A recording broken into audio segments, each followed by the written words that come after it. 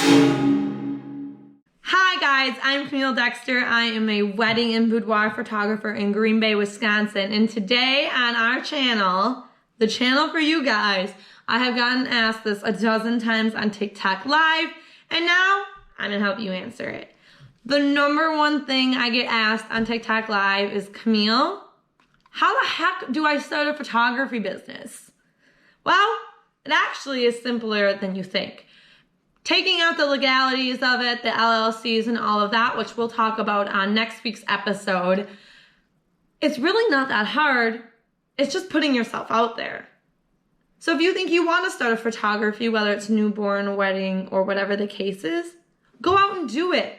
Don't be afraid. This is what I challenge you to do today. If you're an aspiring photographer or you think you want to try being a photographer out, I dare you to create a Facebook page.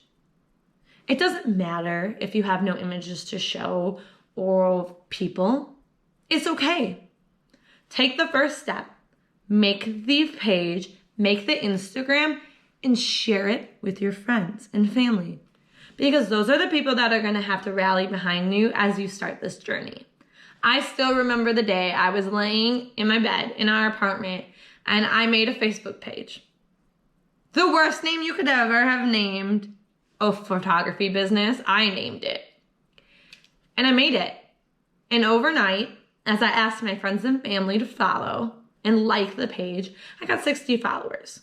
Today, I'm over 1,000. That was in September of 2017.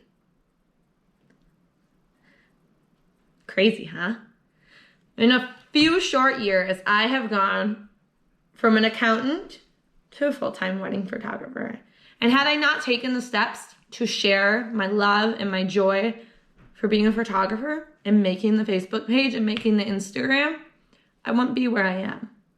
You see, the bulk of my inquiries came through Instagram when I first started.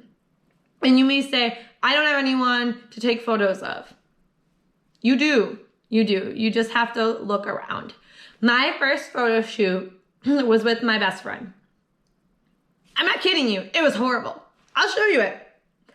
Just wait. Now, I had to scroll pretty far back to find that first post, but I wanted to be honest. It was the first thing I ever posted about, and I told you the name was rough. I changed it, obviously, a few times, but I started, and I think that's the hardest part of starting a business. But my friend trusted me, and she shared those images. And more people followed, and more people follow. It's a slow growth. The roots are deep. But all I did was I made the Facebook page. Now, to get photos for the Facebook page is really simple. I know photographers say, don't shoot for free, don't shoot for free, but don't shoot for free. But when you have nothing to show, all you can do is shoot for free. You can't ask someone to trust you to take their photos if you have no proof. So go out. Grab friends. Grab one friend that is a couple, one friend that is a family, and one friend solo. Do 3 free shoots. And all you ask of your friends, they don't have to pay for it. They don't have to pay for the images. They just have to share it. Have them share your images. What that will do is it will become a hill. And as you push the boulder up, you will get more clients and you will get more people noticing your work. Your friends will share your work. Your family that you shot will share the work. Your single person that you shot could be a senior. It could not be a senior. My friend was 24 at the time we did the shoot.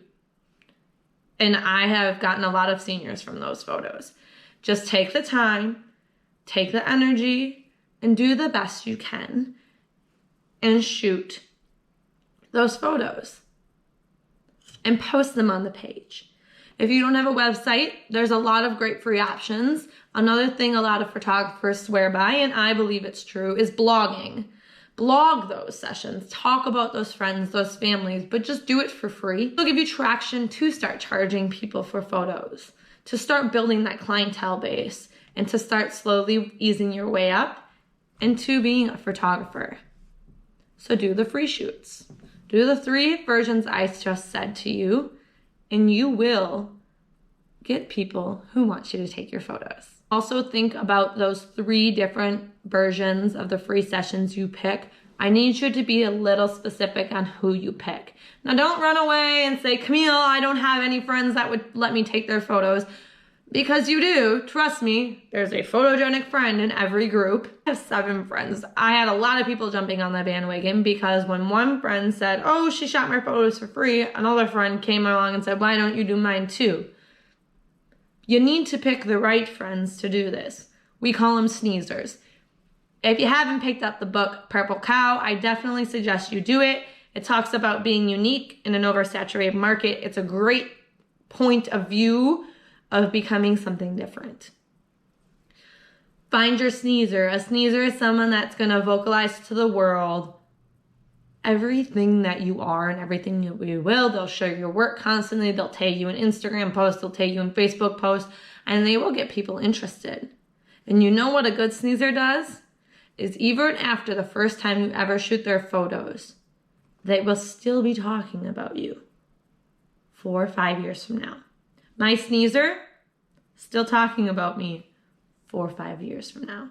She still talks about me today. I'm shooting her wedding. I shot her family. I shot the Fresh 48, which I don't do, but I did for her. She has me do her family's everything. She's my sneezer. So is my best friend. These people that constantly push you and promote you and make you more visible to the world. So grab those 3 groups of free shoots, shoot them, and post them on Facebook. And that is the start of how you can get clients. Next week, we'll talk about how to get you noticed, how to get your name out there, and how to really boom in a very saturated market. Don't worry, price does not matter.